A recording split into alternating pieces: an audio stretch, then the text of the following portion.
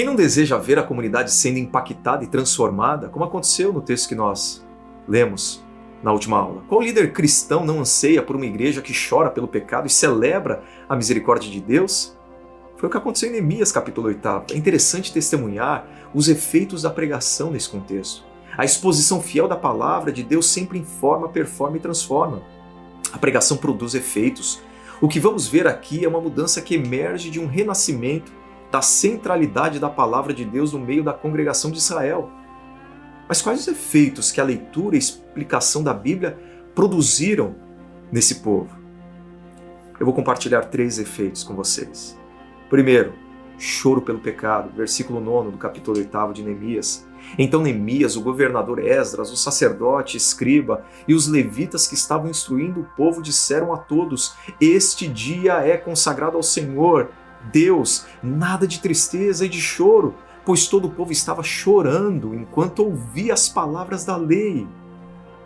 Depois que os judeus escutaram a exposição da palavra com toda atenção e entenderam a mensagem, as lágrimas começaram a rolar pelas suas faces.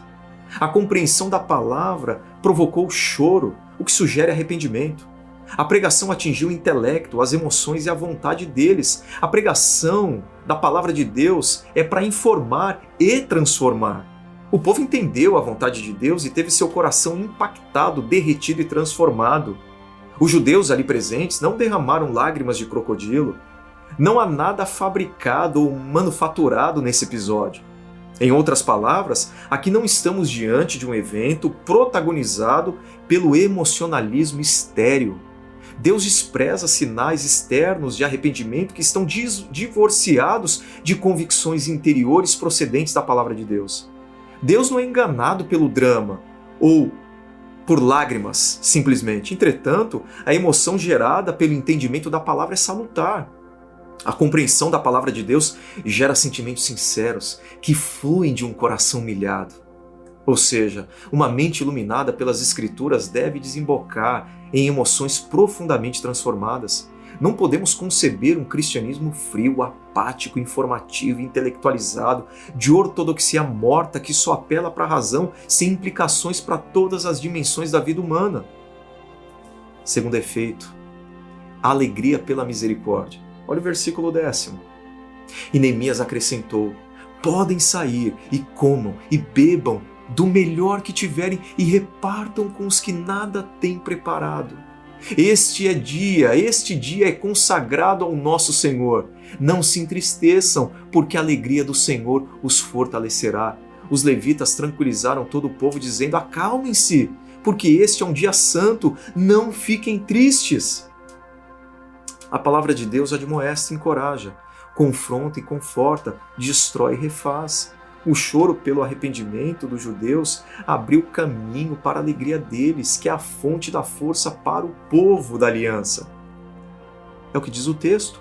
Não há alegria pelos sonhos realizados, pela saúde, pela casa própria, pelo sucesso profissional, pelo casamento ou filhos. Não é alegria circunstancial gerada pela sensação de bem-estar e conforto. A alegria que emerge dessas coisas é extraordinária, porém não nos dão a força prometida pela palavra. A alegria que nos fortalece, segundo o texto, é do Senhor. O que significa isso?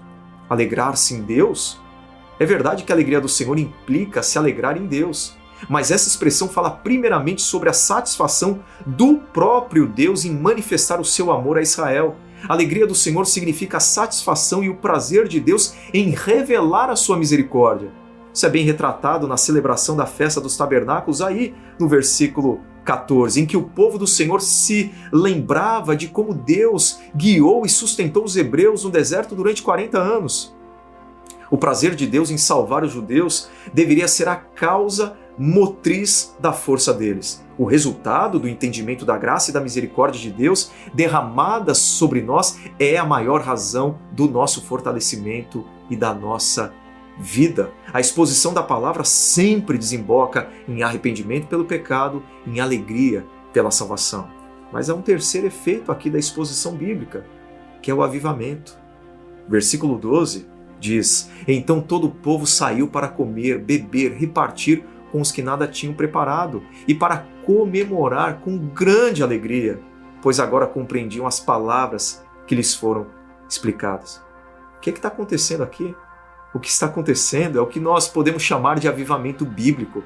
Veja como os judeus se dispõem para cumprir as ordenanças do Senhor. Eles fazem tudo de acordo com a vontade do Senhor.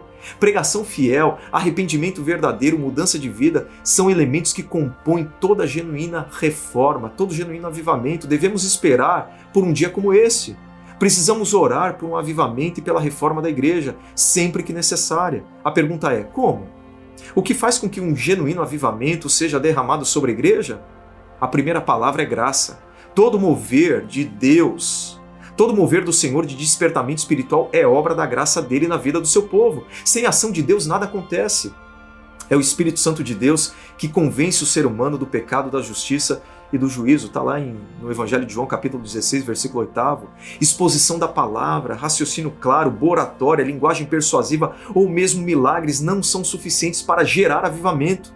Tudo isso não passa de um bronze que soa ou um símbolo que retine se o Espírito Santo não estiver ali. Somente a ação de Deus quebranta, santifica e converte o pecador. Porém, sem a pregação fiel das Escrituras não existe reforma, não há avivamento sem verdade. Deus não trabalha na mentira. É a palavra do Senhor que fez o povo chorar, se alegrar e se arrepender. Se você se perguntar como é possível experimentar um verdadeiro avivamento, a resposta deste capítulo é: o Senhor, por intermédio da palavra dele, fará isso.